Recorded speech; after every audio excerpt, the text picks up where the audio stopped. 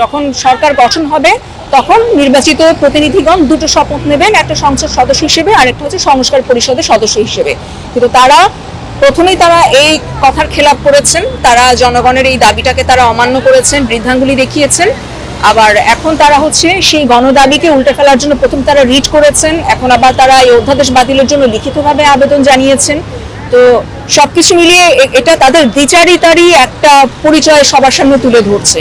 এবং আমরা যারা সাধারণ জনগণ, আমরা যারা সংস্কার চাই, এটা আমাদের জন্য কিন্তু বিষয়টা অতীব আশঙ্কার। তো এটাকে আসলে আমরা থ্রেট হিসেবেই নিচ্ছি।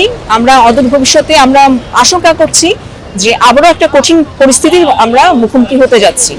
আমাদের বর্তমান প্রধানমন্ত্রী ওনার একটা প্ল্যান ছিল, উনি প্রথমে ঘোষণা করেছেন, স্বাভাবিকভাবেই সাধারণ জনগণ আশাবাদী হয়ে উঠেছিল যে হ্যাঁ, আমরা এবারে একটা ডায়নামিক কিছু পরিবর্তন আমরা দেখতে পাবো।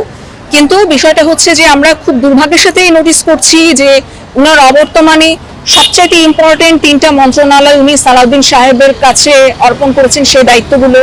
এবং সালাউদ্দিন সাহেব মোটামুটি ভেতরে সরকারের ভেতরে আরেকটা সরকার হয়ে মাথা চাড়া দিচ্ছেন। এবং উনি ওনার অতীতের যে বয়ান, ওনার কথাতেই উনি রয়েছেন, সেই পথেই তিনি হাঁটছেন।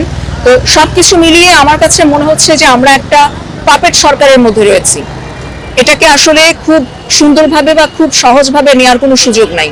আমরা এ ব্যাপারে মাননীয় প্রধানমন্ত্রীর সরাসরি এবং সক্রিয় হস্তক্ষেপ কামনা করি এবং আমরা আশা করি যে তিনি যে কমিটমেন্ট দিয়েছেন সাধারণ জনগণের কাছে, তিনি ওনার সে ওয়াদা উনি রক্ষা করবেন এবং উনি ওনার দলের অন্যান্য কোনো নেতা মন্ত্রীর কথায় না, জনগণ যেটা বলবে উনি সেই জনগণের ম্যান্ডেট অনুযায়ী চলবেন। জনগণের রায়কে সর্বাগ্রে প্রাধান্য দিয়ে প্রয়োজন উনি ওনার নিজের দলকে ঢেলে সাজাবেন, তিনি ওনার সরকারকে উনি সেভাবে নিয়ন্ত্রণ করবেন। উনি কেন মানছেন না, আসলে এই প্রশ্নের উত্তর আমার কাছে নাই, কারণ এক এক বিষয়ের অ্যান্সার এক একজনের কাছে এক এক রকম। ওনারা এখন বিষয়টাকে সংবিধানের দোহাই দিচ্ছেন ঠিকই, কিন্তু এটাও তো একটা জনশ্রুত রয়েছে যে উনি একটা দীর্ঘ সময় তিনি বাংলাদেশেই ছিলেন না, উনি গুম অবস্থায় ভারতে ছিলেন, যার কারণে ওনার নামে অনেক রকমের প্রোপাগান্ডা মার্কেটে কিন্তু প্রচলিত আছে।